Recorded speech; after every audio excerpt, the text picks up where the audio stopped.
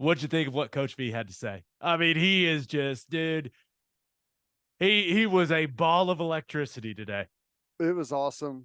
First of all, how about the jacket, right? Christmas Day jacket, bright green and red, showed up with some flash. It was awesome. Yeah, he was ready to roll today, and it was funny.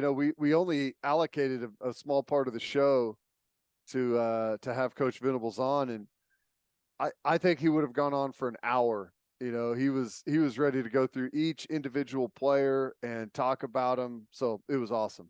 He was legitimately upset when we tried to wrap up the show. It's like, what's going on? This is our show, right?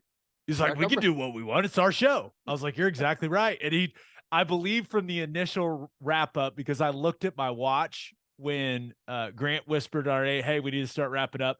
I believe it lasted another like 19 minutes, which is just so Venables. But you mentioned the Jackson Arnold story. I love that. He talked about like, he was like sweaty palmed and super nervous. And he opened up about how open Jackson Arnold was with the staff throughout the rest of the recruitment, right?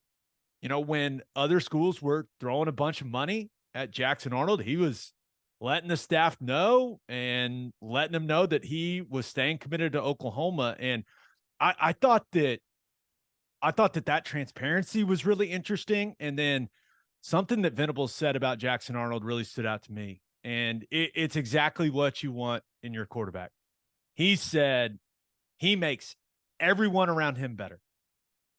And when he said that was one where I was like, damn, that's the guy you're looking for. So yeah, he gave us a lot of good stuff on Arnold. Yeah, he did. And I think they're excited to have him. I know he's excited to be here, and the skill set's there. He's an athletic kid. He's a physical kid. Got a good, strong arm.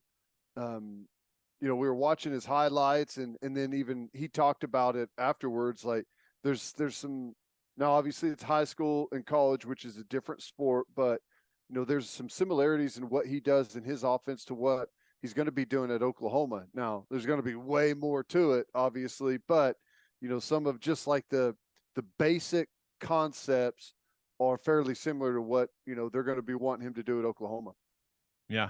So he'll be here early, and sounds like he's going to hit the ground running. Another thing that Venables told us that I think the fan base is going to really like, and he talks about guys' character a lot and wanting to bring leaders into the program. And this was something he touched on when they brought guys in through the portal before this season.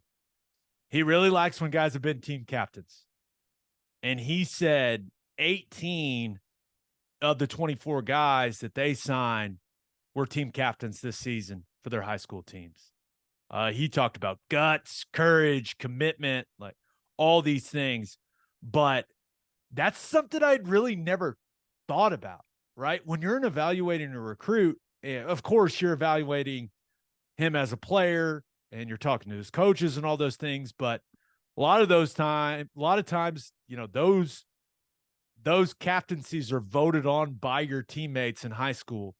And I thought it was interesting that he brought that up so early in that interview we did with him. He was like, hey, 18 of these guys were captains this season. And dude, I'd never even thought about that. Yeah.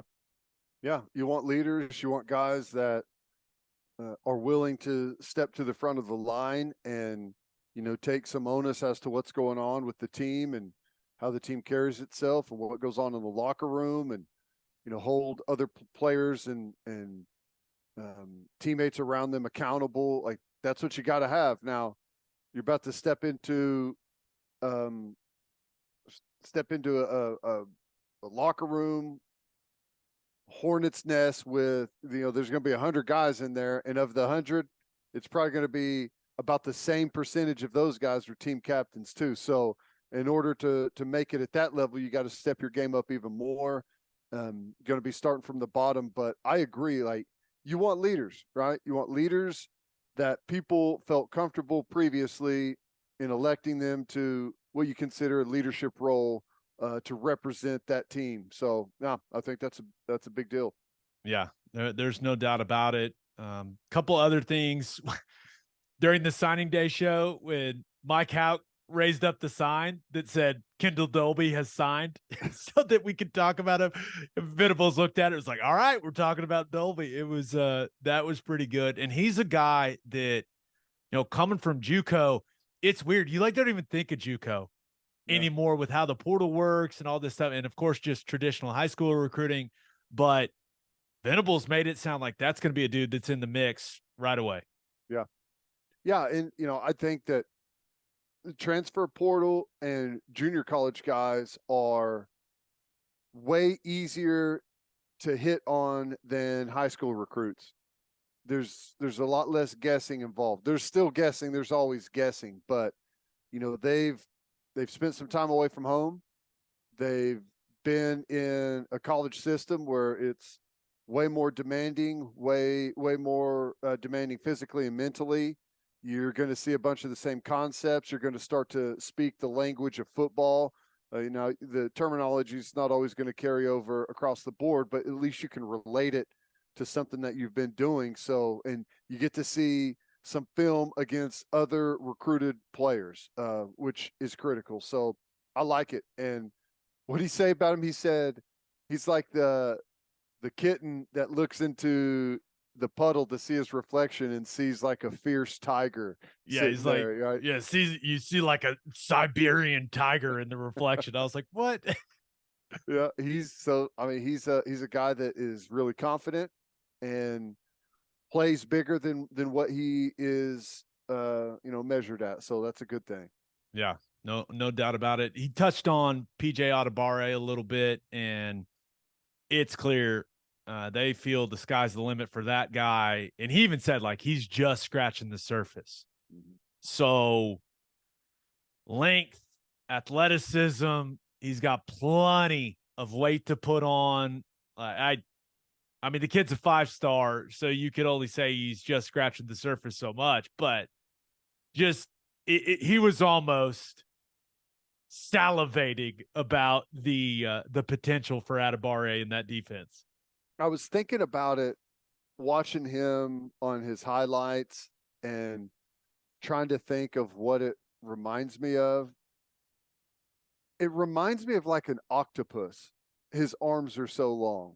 You know what I'm saying? It's just like there's these like things that are out here. They're just what he got a 7-foot wingspan, and he's lean. He's super lean right now, but as the growing up and the arms and everything starts to slow down, and you put on some muscle, like the potential is there for that guy to be like whatever he wants to be, right? It's there for him to be like a future top 5 NFL pick, depending on the development. But the tools he has are extremely rare. There's just not a lot of people on the planet with those measurables. Nope. It's like he was built in a lab to play the edge position. That's right. That's So right. yeah, it's exciting, but you look at some of the other stuff he said. I thought this was interesting. He just casually worked in the fact that he thought Lewis Carter may have been the best high school player in the entire state of Florida. It was just like, that seems rather significant. And he's not a hyperbole guy.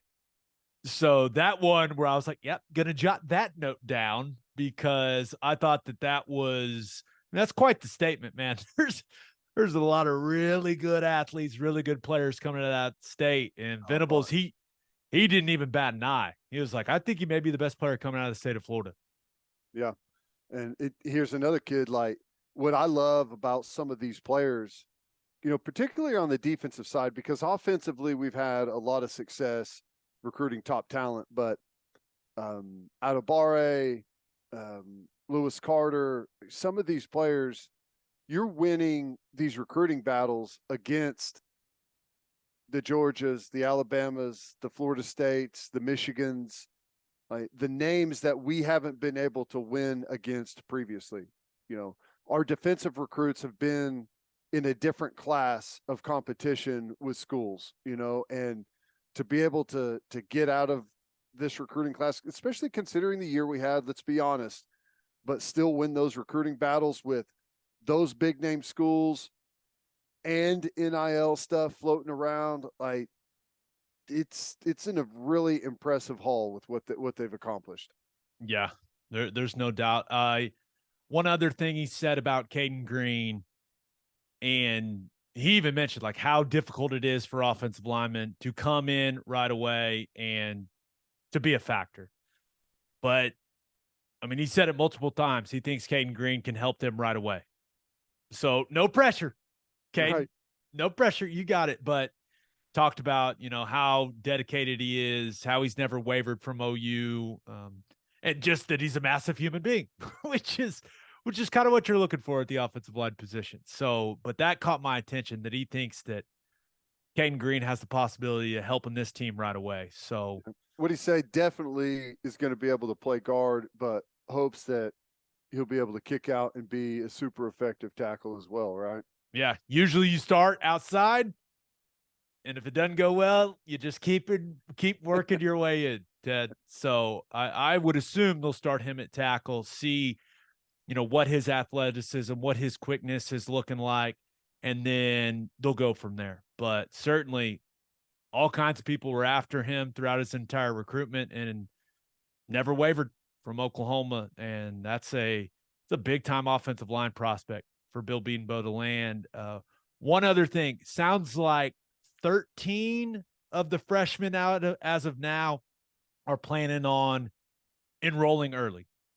So that's a big chunk of your class. That's a nice number, especially when you think, hey, Jackson Arnold is going to be in. Both running backs are going to be in early. When you think about positions of need, right? The fact that Kale Hicks and Smothers are both going to be in early. I was really pleased with that. With Andrew Raym out for who knows how long with the shoulder, who knows what spring ball looks like for him. The fact that Josh Bates is going to be in early and going to start to get some real reps, I would assume at center would be, I think that's really good. So you've got all kinds of guys that are going to be in early, but he mentioned their expectation is to get 22 to 26 new guys into the program for winter workouts. So we better keep our eyes on the portal, my dude.